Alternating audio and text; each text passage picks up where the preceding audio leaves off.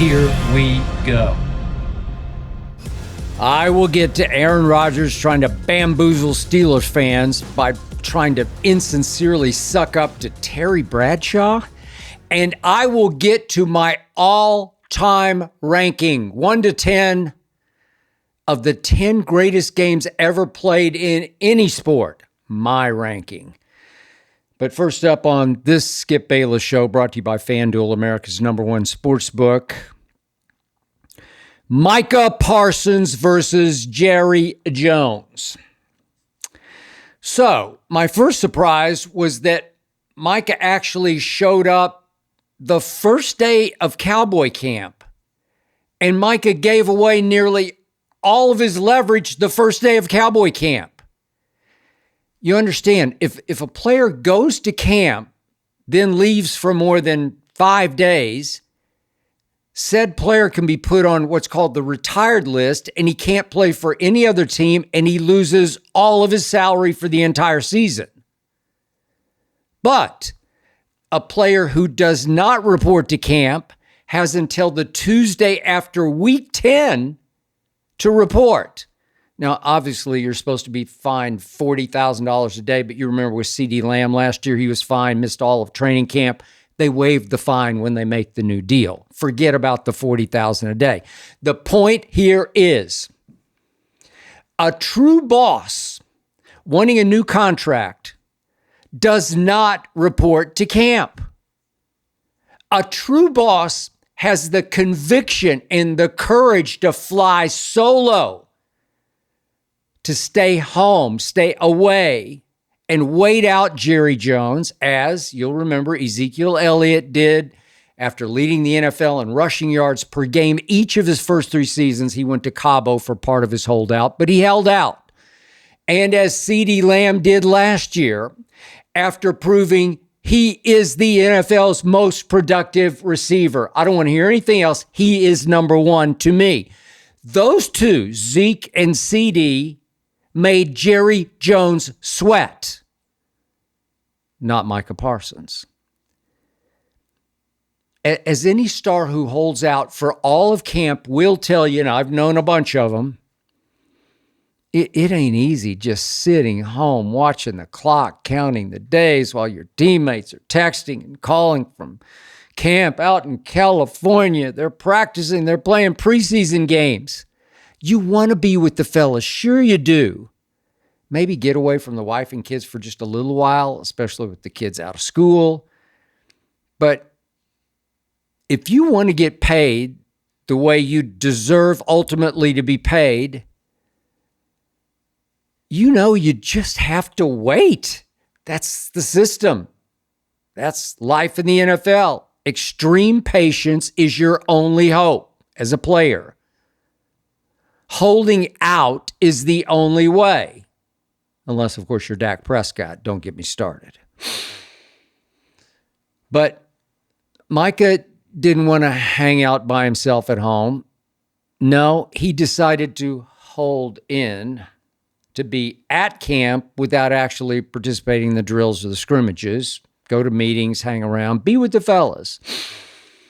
Micah couldn't stand being away from the limelight and the spotlight. He needed to hear the fans at practice cheering him on, encouraging him to get what he's worth from that sorry old billionaire Jerry.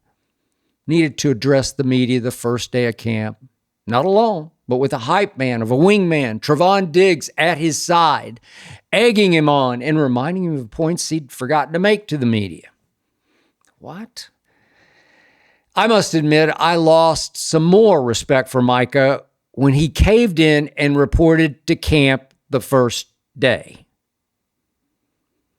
That day, this is what Micah said. I'm here for my teammates. I'm not here to please another grown man. I'm not here for him, said Micah. Yet being there day one benefited that other grown man, Jerry Jones.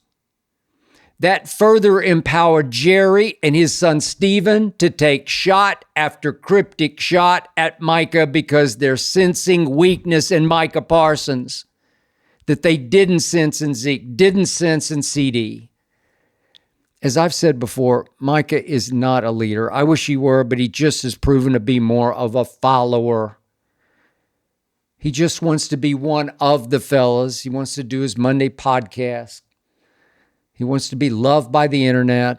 He wants to be treated by fans and media as the best defensive player in football, even if his performances have consistently shown he is absolutely not that guy. Not that guy. As I have said many times, Jerry and Stephen Jones are in their summer glory when they're involved in a big contract dispute with a star. This makes Jerry and Stephen even more famous because they get asked about the big contract battle by the media nearly every day of training camp out here in California. They can impress their friends by putting Micah in his place with their cryptic shots. They can flex. They can grandstand. They can bask in the controversy. You know, at first, because I'm trying to be glass half full this year, at first I thought maybe Micah's game plan was to show up, appear to be holding up his end of the bargain, and maybe start winning the PR battle with the fans and the media. Now, a number of fans did shout, "Pay Micah," when Jerry did address the crowd in Oxnard before Saturday's practice. But Sunday, this is what Jerry told the media. "I heard it light," meaning he didn't hear it very loudly. Jerry went on to say, but not compared to how I heard them say "pay Lamb," meaning last year. That was a faint little sound compared to the way they were hollering last year, "pay Lamb."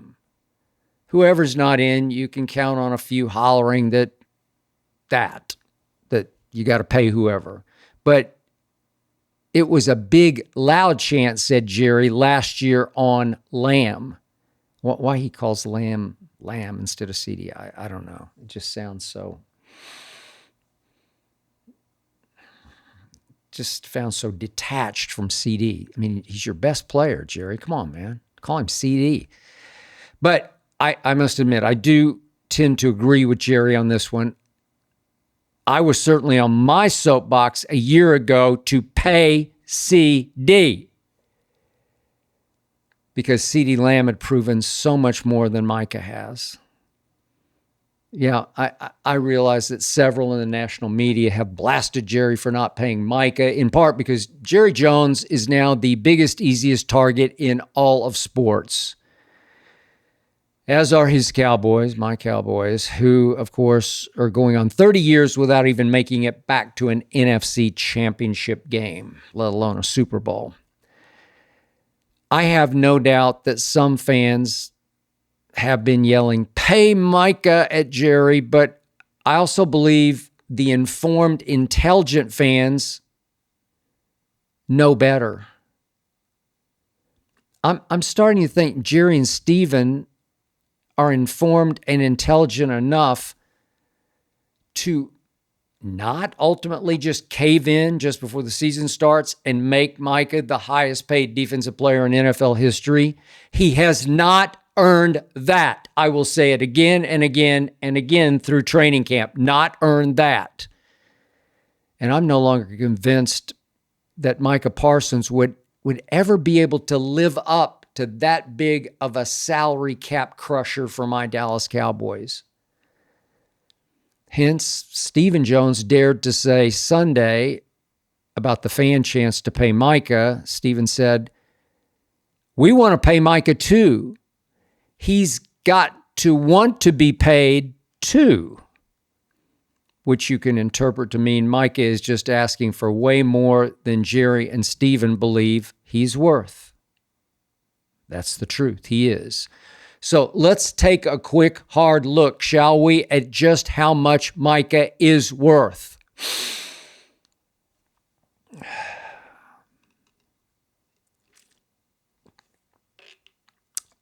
Nectar of the gods. Micah Parsons was sensational as a rookie, in part because the league hadn't yet caught up to his quickness and his speed, his explosiveness, hadn't yet figured out that the best way to neutralize Micah Parsons is just to run right at him. that he's still attacking the quarterback with more of a basketball frame that can get worn down by midseason, by maybe mid-November, from the constant pounding by massive tackles aided by torpedo hits delivered by running backs and especially by fullbacks. Yep, you got me on this one. I got carried away that first season about Micah, and I began to envision the football second coming of Lawrence Taylor. We even had the great DJ Steve Porter create a video that we called 11 from Heaven. Micah certainly lived up to that video as a rookie.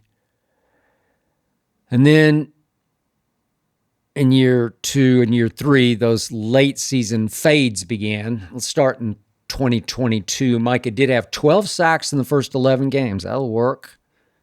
Then just 1.5 sacks in the last 6 games will not work. In the playoffs, he did have 1 sack in Tom Brady's swan song game. You'll remember at Tampa, just 1 sack. But Micah Parsons pretty much disappeared in that playoff loss at San Francisco with 0 sacks, 1 solo tackle, and 1 hit on the quarterback in 66 snaps that he played that day at San Francisco. I'm sorry, I'm just telling you the truth, the painful truth. When it matters most, I haven't seen cold-blooded NFL killer in Micah Parsons. Have you? I haven't. 2023. Micah did have 11.5 sacks in the first 11 games. That'll work. Then 2.5 in the last 7. You like that? Kirk Cousins liked it because it kept him clean. I didn't like it.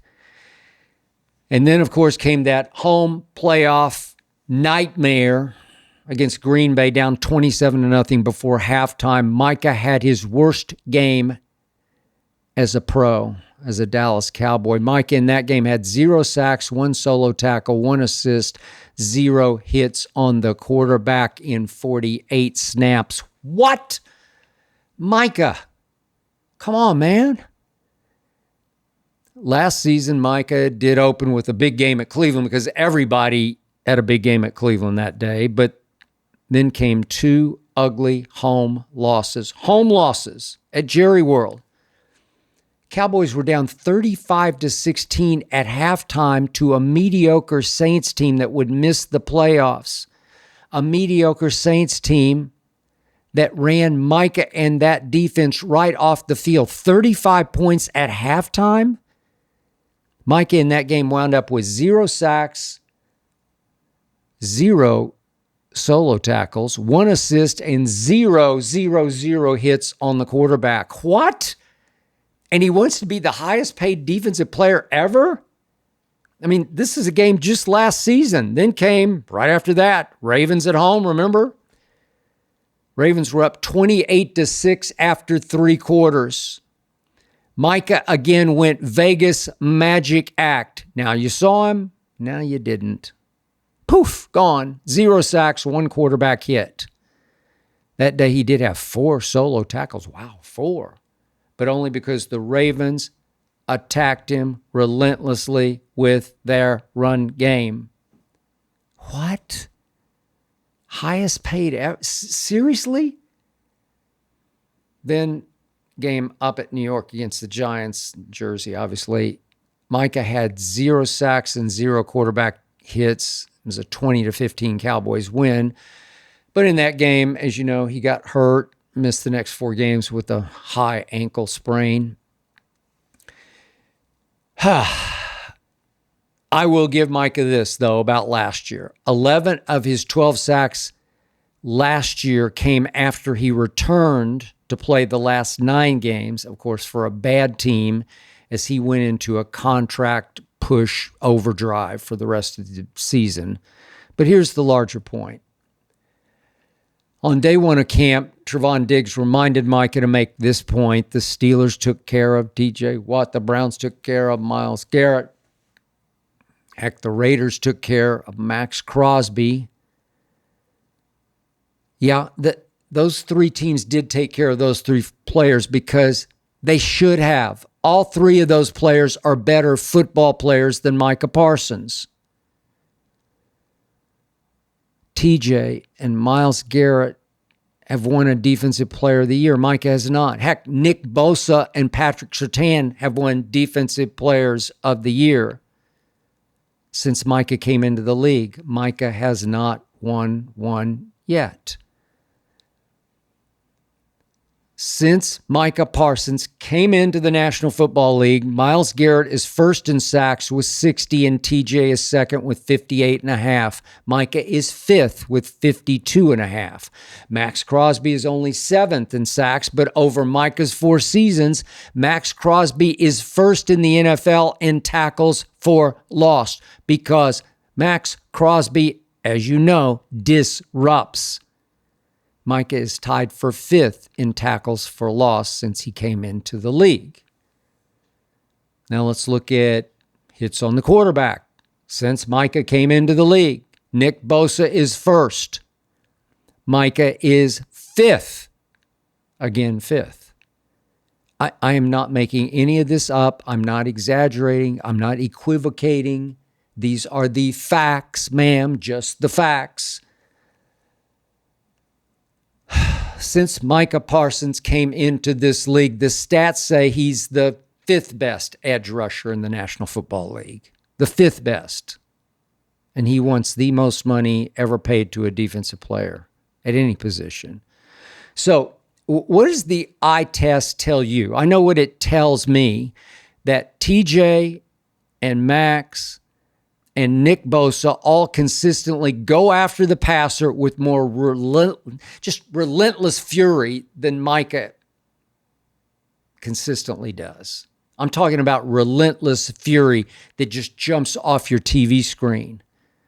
And my eye test also tells me that Myles Garrett is far more of a beast, just an immovable object, a he-man's man. A flat out, far and away, more of a hold that line force than Micah will ever be. And I'm supposed to scream at Jerry, pay that man his money. You know, go Teddy KGB on him out of Rounders. Seriously, I'm supposed to pound the table and say, come on, Jerry, do the right thing. Make Micah the highest paid defensive player ever. Ever? I'm not that gullible, that stupid, that much of a blindly loyal Cowboy fan since I was 10 years old. I did all that last year for CD because he deserved it. CeeDee Lamb will live up to it. CeeDee Lamb is as flat out a baller as you'll ever see on a football field. That's what I said the moment he was drafted. Remember, I danced on that pick. I pushed for that pick before that draft if he fell that far, and he did.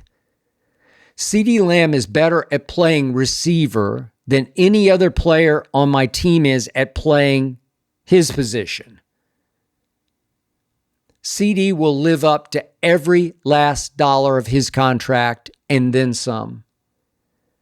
CD is not afraid. CD was not overwhelmed by the pressure to live up to his contract.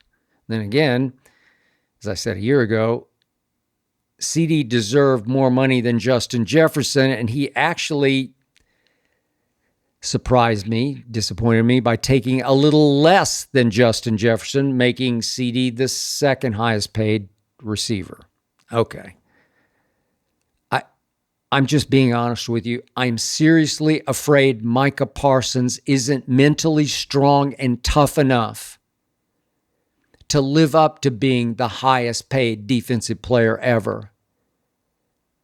He doesn't deserve that much money. I think he knows he doesn't deserve it, and I seriously doubt he could bear up under the burden to live up to it. He is not a boss. He is not that guy. Be careful what you wish for, Micah. So, look.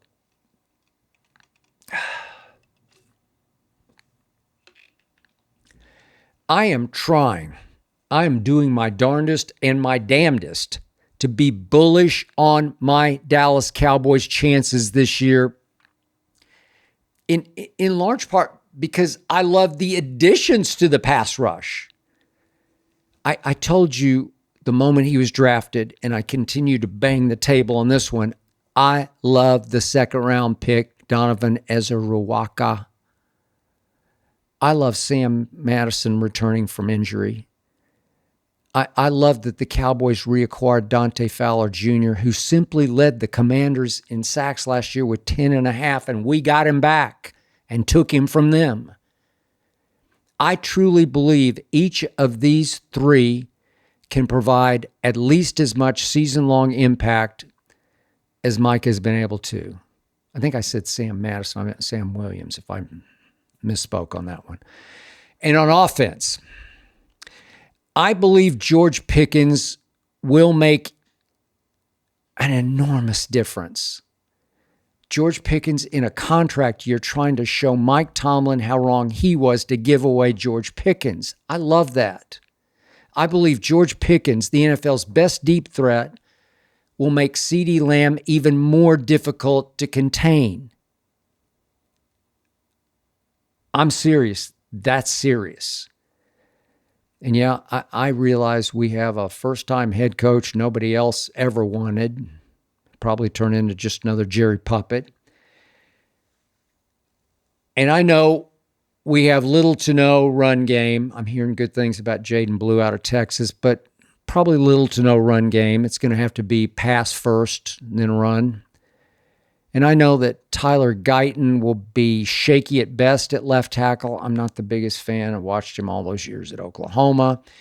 And I know full well that Tyler Booker, their first-round pick this year, might be even shakier than Tyler Guyton at right guard. It sounded like he had lost his job to that cheap free agent buy that Jerry made from Miami, Rob Jones, who then on Sunday broke some bone in his neck and is going to be gone for 2-3 months, the team says. Here we go again. But I'll tell you the truth. My blood boiled the other day when I read in The Athletic that the Cowboys were a sure bet to finish under their over-under for wins of 8.5. What? So they're going to go, what, like 7-10 like last year, or even 6-11 or 5-12? Stop it. But I must admit, now I'm actually hoping I read that for once Jerry has held that bottom line against a big star, and that this time the star has caved in, that Micah has caved in and accepted a little less than TJ, a little less than Myles Garrett, even a little less than Nick Bosa. Because I'm here to tell you, if Jerry does make Micah Parsons the highest paid defensive player ever, man, that 8.5 wins under just might be right. Okay, I'm also here to tell you that you can secure your privacy with Surfshark.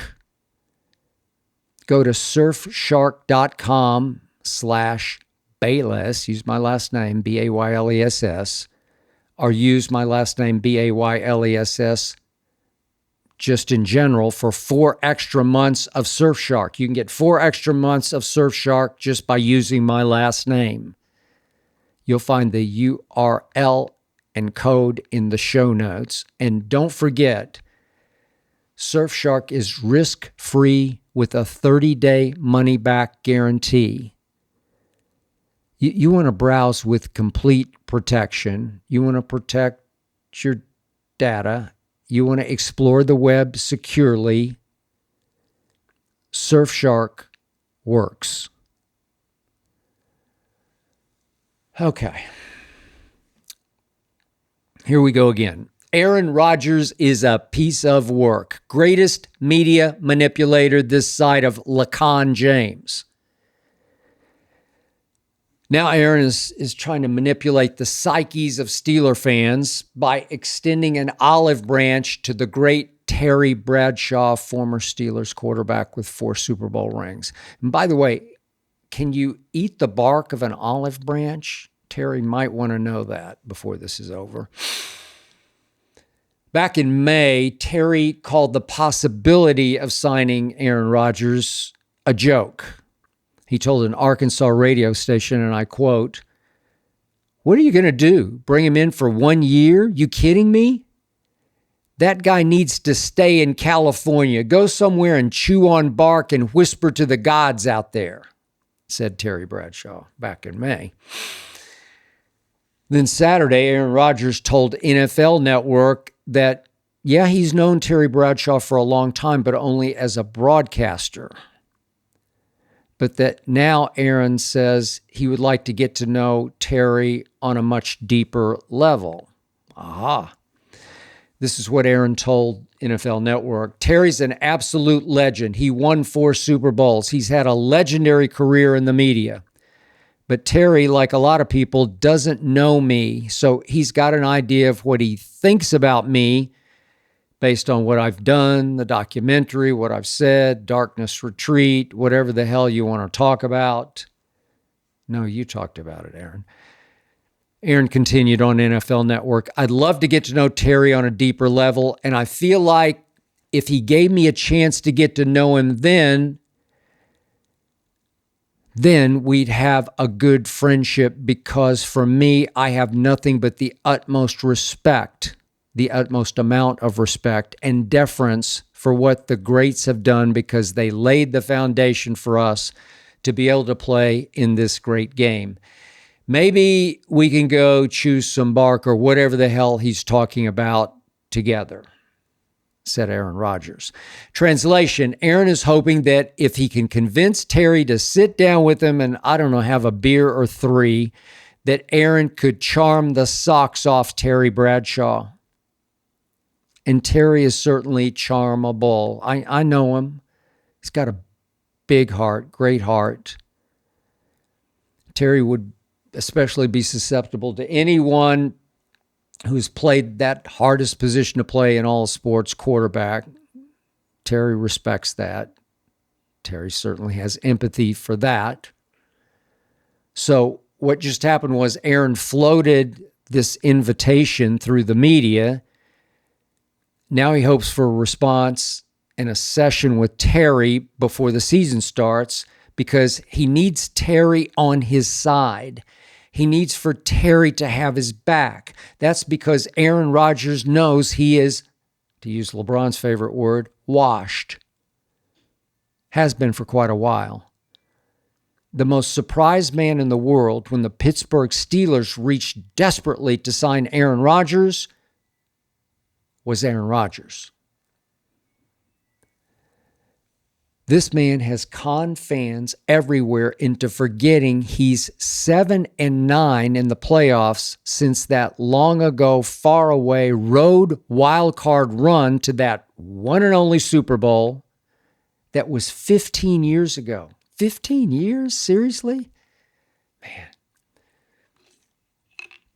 You know, maybe only Green Bay fans now remember that after winning an MVP in 2020 and securing the number 1 seed in the conference, Aaron lost a home NFC championship game to Tom Brady. This after Aaron's young coach opted to take a field goal on 4th down when Aaron failed on 3 straight throws, with Green Bay having it 1st and goal at the 8, trailing by 8 late in that game.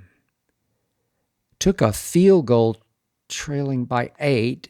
That made the score 31-26, and thanks to Tom Brady eating up the rest of the clock, that was the final score.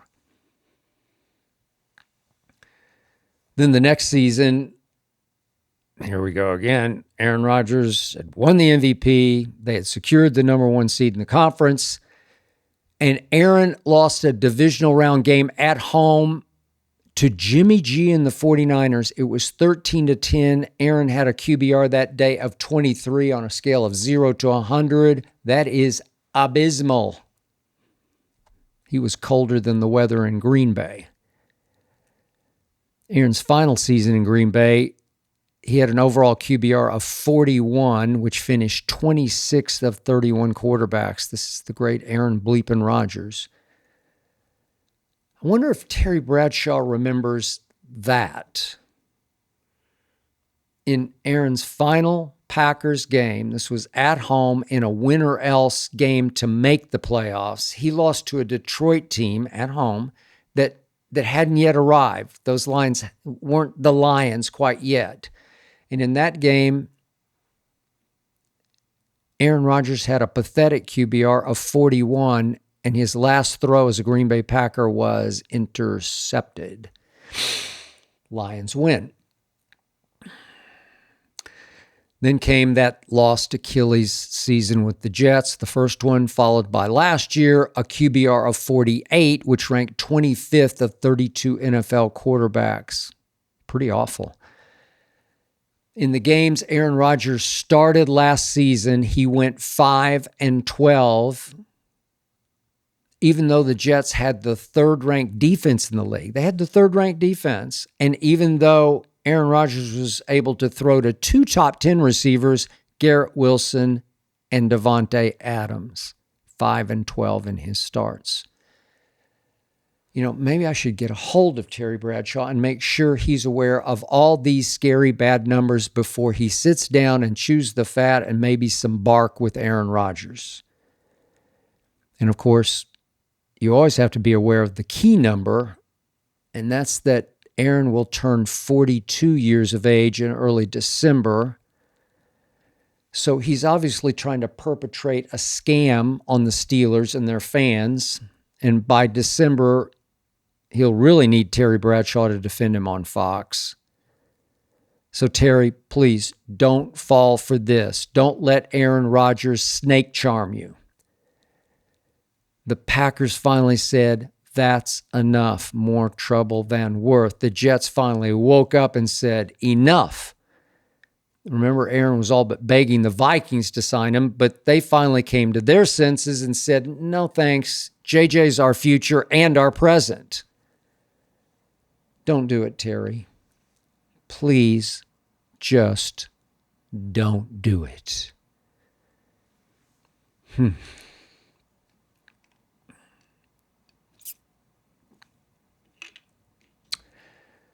Okay, here in order are the 10 greatest games I ever witnessed in any sport, and I will rank them 1 through 10. Number 1, The Catch. NFC Championship game following the 1981 season, Candlestick Park, 49ers 28, Cowboys, it's hard for me to get these words out, ouch, 27, 28-27. The launch of Bill Walsh's dynasty that day and the beginning of the end of Tom Landry's dynasty that fateful day. Earlier that season at Candlestick, the young 49ers had beaten the Cowboys 45-14. And the Cowboys I was covering thought, it was just one of those fluky, crazy days. Nope.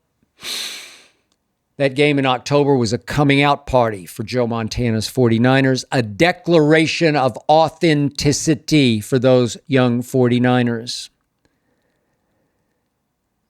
I was there at Candlestick for the October game and then for the January championship game, in which Dwight Clark rose up into the fog over a rookie named Everson Walls to snare a pass Joe Montana, running for his life, had tried to throw away. That made it 28-27 49ers. The press box I sat in literally shook seismically from so many people jumping up and down in the stands. They were about to beat the dreaded, hated Dallas Cowboys of Thomas Wade Landry. But 51 seconds remain. And Danny White, trying to fill the winged cleats of Roger Staubach, hit the greatest Cowboy clutch receiver ever, Drew Pearson, with a 31-yard pass that for a split second looked like a touchdown pass, a breakaway touchdown pass. But another rookie DB, this one named Eric Wright, a second-rounder out of Missouri, reached and yanked down Drew Pearson by the back of his pads. Today, of course, a blatant horse collar tackle that would have easily put the Cowboys in field goal range to win that NFC Championship game. But back then, that tackle was still legal. The Cowboys remained 10 yards from field goal range. Danny White, no Roger Staubach, was sacked on the next play, and he fumbled.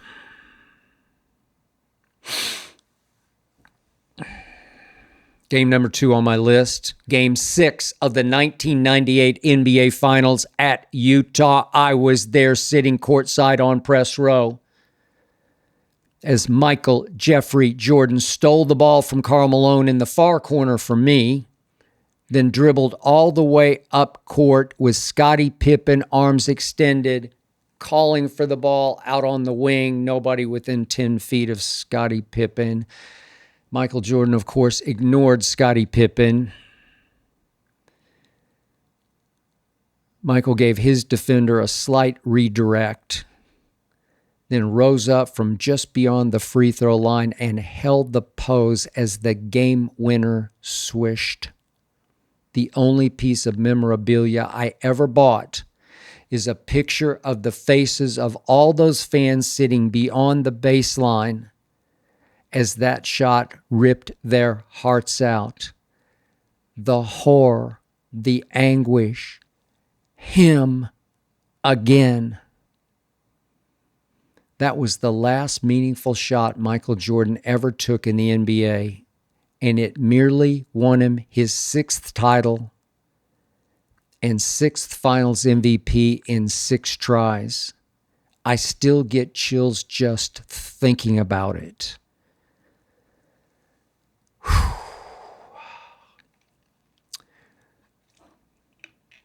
Number 3.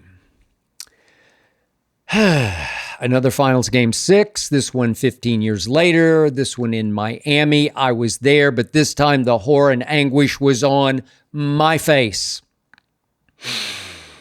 I was a huge Duncan Parker Ginobili fan. My Spurs were up 5 with 21 seconds left. 5 with 21. It's over. LeBron had turned it over with 39.9 seconds left. God, LeBron. And again, he turned it over with 28.2 seconds left. LeBron, what are you doing? Then he missed a 3. LeBron James had come unglued. The GOAT, quote unquote, was about to be the lowercase GOAT, as in the biggest reason the Heat had blown a closeout Game 6 at home. But my man Danny Green didn't screen out Mike Miller. Danny took off running for a cherry-picked dunk that did not materialize because Mike Miller went after and controlled the offensive rebound off LeBron's miss, kicked it back to LeBron, who actually made a 3 to cut it to 3. Then with 7.9 seconds left, LeBron took another 3 to tie, and he LeBricked it off the back iron predictably, but Chris Bosh, of course, bolted out to track down the offensive rebound. He quickly kicked it deftly to the corner where Ray Allen somehow got his feet behind the three-point line and made the greatest clutch shot in NBA history, taking LeBron off the hook. Yep, the Heat found a ray of hope with the court already cordoned off for a Spurs celebration. A ray of hope. Heat won that game in overtime. Heat in 7. I get nauseous just thinking about it. But it was a great game. Number 4. The greatest college football game ever played. Number 1, Nebraska, 35. Number 2, Oklahoma, my Sooners, 31. November 25th, 1971, Norman, Oklahoma. Most explosive offense ever, OU's Wishbone, versus what just might have been the greatest team ever, Nebraska's. I was there sitting 5 rows up on the 50-yard line thanks to some tickets my high school friend Bruce Scott was able to get as an OU basketball player and golfer. That day I lost most of my voice and all of my heart screaming for my Sooners, having grown up in Oklahoma City. Nebraska relentlessly just pounded away in a final drive for that 35-31 touchdown with 1:38 left. Then my quarterback, Jack Mildren, who was a much better athlete and runner than he was a passer, overthrew a wide open John Harrison, our little split receiver who rarely caught passes because they didn't need to throw passes. Now, John Harrison had already caught 2 TD passes that day because Nebraska had sold out all day long against our Wishbone and dared us to throw. But a third touchdown pass, a game-winning touchdown pass, was just not in Jack Mildren's repertoire. By the way, he was drafted in the 2nd round by the Baltimore Colts to play safety. That night, I was as devastated as I have ever been after any loss that I've ever experienced. Number 5, the miracle on ice. Our amateur kids over the Soviet pros 4-3. This was February 22nd, 1980, Winter Olympics, Lake Placid, New York. I was there on press row, just above the rink in an arena that seated only 8,500. I've told this story before. I covered this game on the final Friday night of those Olympics only because I couldn't think of anything else to write about.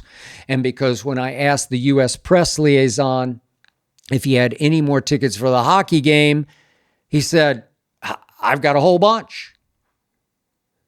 Many journalists at those Olympics figured that semifinal matchup would turn out a whole lot like the exhibition between the two teams had played out. That was 13 days earlier at Madison Square Garden. That exhibition wound up 10-3 Soviets. But that night in that little arena, I sat there in dumbfounded awe as our kids from the start just looked faster and hungrier than the Soviets.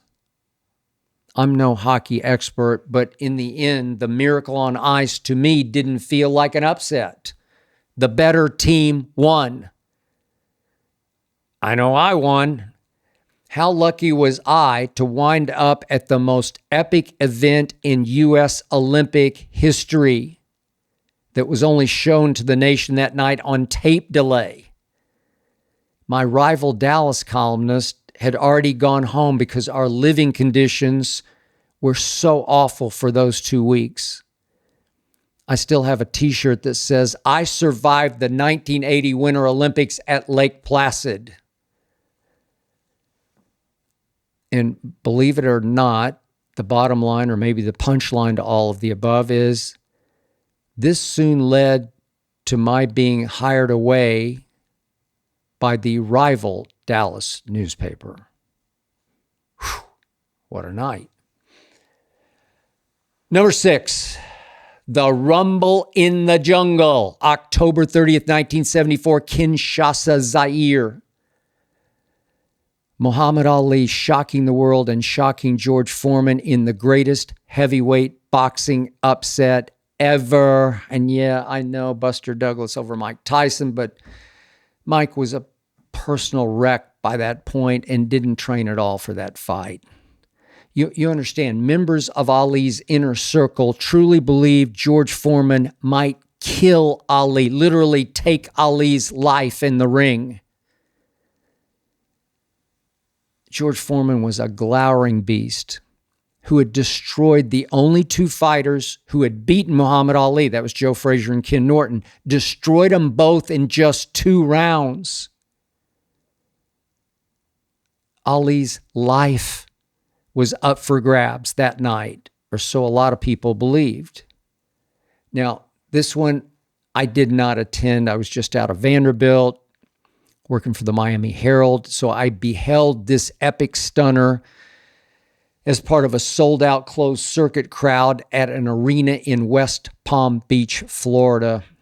Of course, Ali, my childhood hero, masterminded and executed the most ingenious strategy ever. He rope-a-doped George Foreman.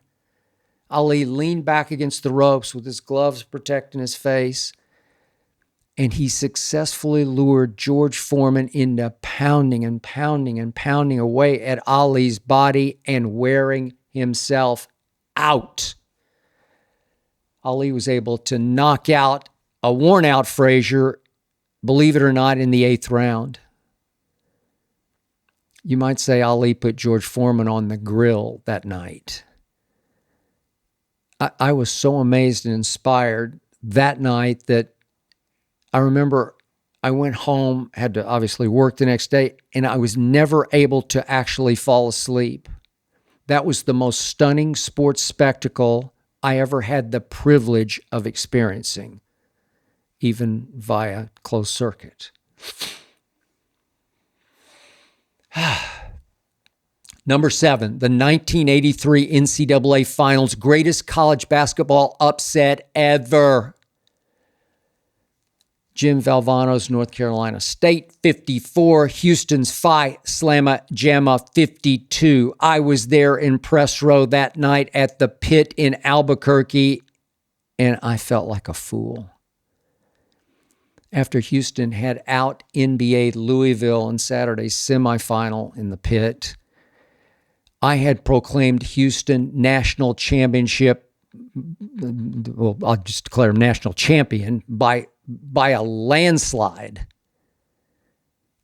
over the 8-seed Wolfpack in a national championship game. Are you kidding?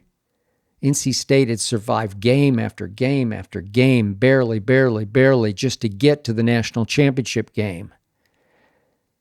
And I had watched Phi Slamma Jamma outdunk Louisville's Doctors of Dunk 94-81. And I had been lifted right out of my seat into hoop heaven by that game. But there was no shot clock in 1983. Valvano slowed it way down, turned it into a late game free throw contest. Houston wound up missing 9 of 19 free throws. Ugh. Several late. In the final seconds, Benny Anders, my favorite player on that team that did feature Akeem Olajuwon and Clyde Drexler, Benny Anders, the player Coach Guy V. Lewis believed could be the best of them all. Benny Anders had his fingers on a steal that would have easily led to the game-winning dunk. Had his fingertips on the ball. It was loose and he couldn't quite control it. Derek Whittenburg barely did regain control, turned and heaved a long jumper in the final seconds that airballed way short and way right into the hands of Lorenzo Charles, who laid it in at the buzzer. Yep, Houston lost on a near-steal airball. I highly recommend that you watch the 30 for 30 on Phi Slamma Jamma. I watched it again the other night, and again, I cried at the end over what happened to my guy Benny Anders after that near steal, which became his life's turning point. Number 8, the most unlikely World Series home run ever off the bat of Kirk Gibson, October 15th, 1988, Dodger Stadium out here in Los Angeles. I was there, unfortunately. I was up against a very tight deadline that night. I had written an entire column that had the Oakland A's winning that game one, as it appeared all along they would. After all, their closer, Dennis Eckersley, had led the American League in saves with 45, and he would be baseball's most dominant closer of the next 5 seasons. Dodgers, down a run, man on first, 2 outs, bottom 9. And out of nowhere, here came Kirk Gibson, who was active but rumored to be unavailable because he had a pulled hamstring on one leg and a sore knee on the other. And I thought, uh-oh. I'd already sent in my column, my entire column. But Kirk Gibson fell behind 0-2, and I heaved a little sigh of relief. Then he battled back to a full count. Kirk Gibson later said that Dodger scout Mel Didier, a man I got to know in spring training in Florida, that Mel Didier had told the Dodgers that on 3-2, Eckersley almost always came with the backdoor slider. Gibson anticipated backdoor slider, and he got it. Batting left-handed, his back foot slipped as he made contact, but he was so strong and the contact was so perfectly solid that the ball was gone off his bat. Easily cleared the right field fence. I immediately ran for the nearest payphone. Again, no cell phones in 1988. And fortunately, that payphone was available on sort of the mezzanine level of Dodger Stadium because everyone else in that ballpark was going berserk. And I jumped on that phone and I dictated off the top of my head, try that on for size, I dictated a whole new top half of my column. And then we just sort of melded it with the bottom half that they already had. I believe that was the worst column I ever wrote, ever. Thank you, Kirk Gibson. Number 9, I was there that April Sunday afternoon in 1987 at Augusta National, just a few feet away, as this kid from Augusta, Georgia, named Larry Mize, looked to be in big trouble on number 11. This was a playoff against 2 larger-than-life golf giants, Seve Ballesteros and Greg Norman, the Great White Shark. Seve had bowed out with a bogey on number 10 in the playoff. And now it looked like this mere mortal in the playoff, this short-knocking Larry Mize, was about to hand Norman his first of probably many green jackets. Check that. Larry Mize's middle name was Hogan, and the great Ben Hogan had always said that if on Sunday he hit his second to 11 on the green, he'd made a mistake. The play, Hogan always said, was to miss the green right and take the pond out of play, just as Mize had done. But Norman's ball was perched in the green's fringe, well inside of Larry Mize. And I seriously doubted Mize could get down in 2 and force a third playoff hole, which would have been the great number 12. After all, Larry Mize was now chipping downhill, big break toward the water. Wouldn't have surprised me if Larry Mize had chipped it in the water. Instead, from 140 feet, that's almost 50 yards, Mize sent his ball rolling and rolling and rolling and breaking and breaking and breaking down, down, down into the cup. Larry Mize had just pulled off the most electrifying major championship shot I have ever witnessed, holding a perilous, pressure-packed chip to win the Masters and to become the only Augusta native before or since to win the Masters. Think about this. Greg Norman won 71 tournaments worldwide, including 2 British Opens. Seve won 90 tournaments worldwide, including 5 majors. Larry Mize won 4 total tournaments in his career, but one was the 1987 Masters, where Jack Nicklaus, the great Jack Nicklaus, who had won the year before in 1986, put the green jacket on Larry Mize? Only at the Masters, which annually gives us the most consistent drama of any sports event in the world. In the world. Okay, number 10. This is a true story I have never told. On the afternoon of October 13th, 1960, just after lunch, at Mayfair Grade School in Oklahoma City, Oklahoma, I started feeling terrible. Headache, stomachache.